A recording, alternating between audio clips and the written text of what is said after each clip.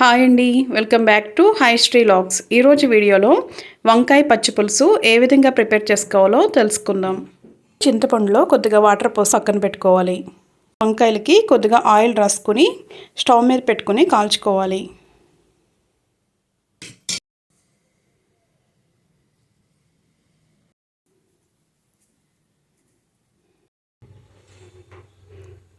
ఇలాగా పొయ్యి సిమ్లో పెట్టుకొని అన్ని సైడ్లు కాల్చుకోవాలి. ఊర్లో అయితే ఈ వంకాయల్ని బొగ్గుల మీద కాల్చుతామండి, అప్పుడు టేస్ట్ చాలా బాగుంటుంది. ఇలా కాల్చుకున్నాం కదండి, ఇప్పుడు స్టవ్ ఆఫ్ చేసుకుని దీనిపైన ఉన్న పొట్టుని తీసివేసుకోవాలి.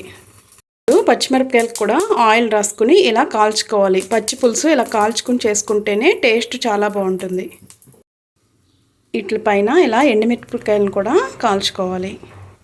మిరపకాయలు వేగినాయండి, ఇప్పుడు స్టవ్ ఆఫ్ చేసుకుందాం. మనం కాల్చుకున్న వంకాయలు కొద్దిగా చల్లారాక ఇలా పై పొట్టునంతటి కూడా తీసుకోవాలి. పొట్టంతా తీసుకున్నాక ఒకసారి వంకాయ అంతా ఇలా ఓపెన్ చేసి చూసుకోండి. ఏమైనా పుచ్చు ఉంటే దాన్ని తీసేయండి. ముందుగా ఒక రోల్ తీసుకొని ఇప్పుడు దానిలో కొద్దిగా జీలకర్ర, అలాగే 2 వెల్లుల్లిపాయలు కూడా వేసుకోవాలి. అలాగే మనం ముందుగా కాల్చుకు పెట్టుకున్న పచ్చిమిర్చి, ఎండుమిర్చి కూడా వేసుకోవాలి. ఇప్పుడు దానిలో కొద్దిగా సాల్ట్ కూడా వేసుకొని దంచుకోవాలి.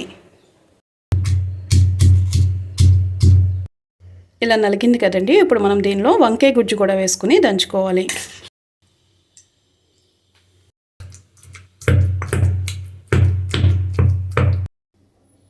ఈ గుజ్జంతా రెడీ అయిపోయిందండి. ఇప్పుడు మనం దీన్ని ఒక బౌల్లోకి తీసుకుందాం.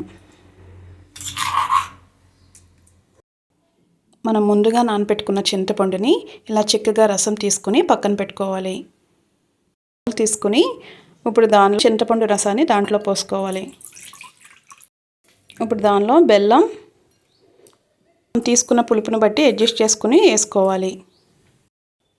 ముందుగా పేస్ట్ చేసుకున్న వంకాయ గుజ్జును కూడా వేసుకోవాలి.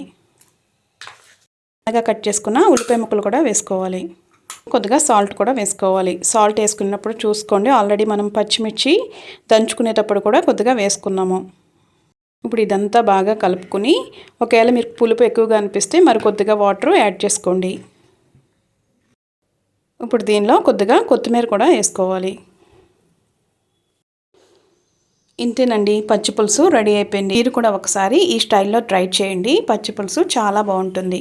మీకు కనుక ఈ వీడియో నచ్చినట్లయితే వీడియోని లైక్ చేయండి, షేర్ చేయండి, సబ్స్క్రైబ్ చేసుకోండి.